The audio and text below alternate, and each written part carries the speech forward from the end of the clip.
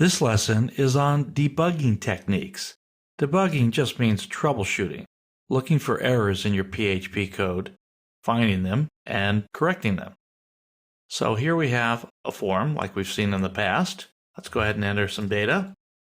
First name, last name, and my fake age. I'm going to submit the form. Uh-oh, not found. Everybody's gotten a not found error, but this time the code that I wrote caused it. So what does it say? It's looking for the requested URL 031 Debugging Techniques PHP. Wasn't found on the server. Let's go look at the code. This error is actually in the HTML file. We never got to the PHP because we didn't specify the right program to call. I have 0301, but what I really meant was 0310 Debugging Techniques. So let me go ahead, save that, and I'll go back and rerun the form. I'll just hit the back button here. And the data's still here. I'm going to go ahead and refresh it to make sure I get the current changes. So I hit refresh it. It looks like the data stayed there. Let me try the submit button. I got an error. But I didn't get the error that we had before. This time it tried to call the program that I wanted it to call. But what does it say? It says parse error. Get used to seeing that. Parse error is just about any syntax error you can make in PHP.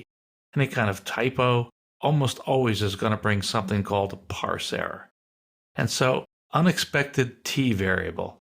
Don't worry about it. It just means there's a mistake somewhere. It doesn't understand. So let's go. It's pointing me to the code 310 debuggingtechniques.php on line 20. Let's go look, see what it says. So this is still the HTML, so let's go to the PHP file and line 20. So it says line 20.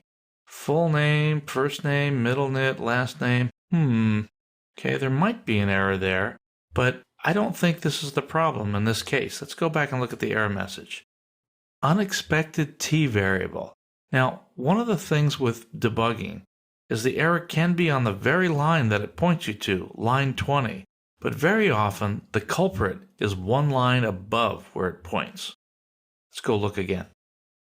The thing that I see here, and this is a very common error and why I'm pointing it out now, is to forget to put a semicolon at the end of your line. That's required on most PHP lines. Any PHP statement needs that. This middle initial with the Q period, I took off the semicolon to make this be an error. So let's put the semicolon back on there, save the file, and now I'm going to go back to the form on the web page.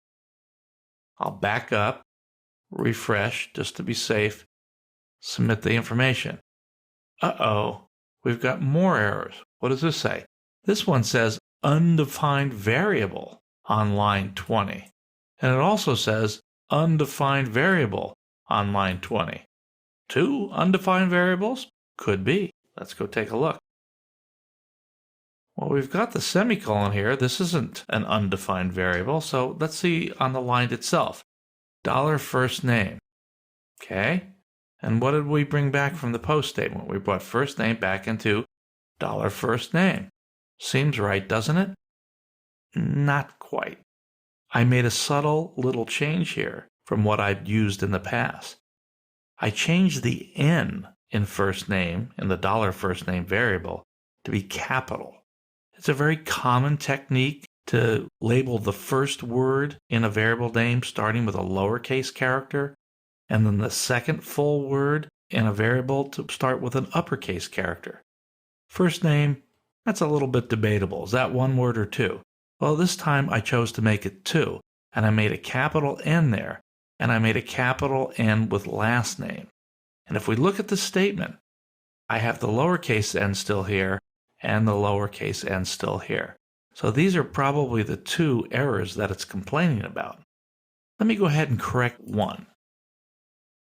I'm going to save it. I used Control S to save it. Back to the form. I'm going to back up, refresh, submit. This time, fortunately, there is just one error, not two. So apparently it understood that there were two variables in error. That's not always going to be the case. Sometimes PHP will find an error and then just stop there and tell you about that error, and it won't detect an error a little bit later in the process. You'll fix the first error, and you'll find out, oh, I have another error that I didn't see before. Don't worry about that. That's normal. Debugging is just a process of going through, correcting errors one at a time, trying to get your program to work until the errors are gone. Let's go back to the code. I'm going to correct this last name. Put the capital N there as well. I'm going to save it and then go back to the form. Backspace, refresh, submit. Okay, we've got what we were expecting. I want to show you one more thing in the code. It's very, very hard for the human brain to see the difference between first name with a capital N and first name without the capital N, the way I had it before. It's very important to try to have a naming convention that you follow. Don't use capitalization to make a difference between the variable names because your eyes won't detect it. As we go along through the programs, as we get more complex here, I'm going to show you better and better ways to hone down where your errors are, to help you see what the computer's seeing. But give yourself half a chance and follow strict naming conventions like the one I mentioned.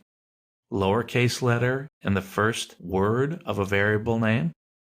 You'll notice here in $age, it's just one word, so lowercase.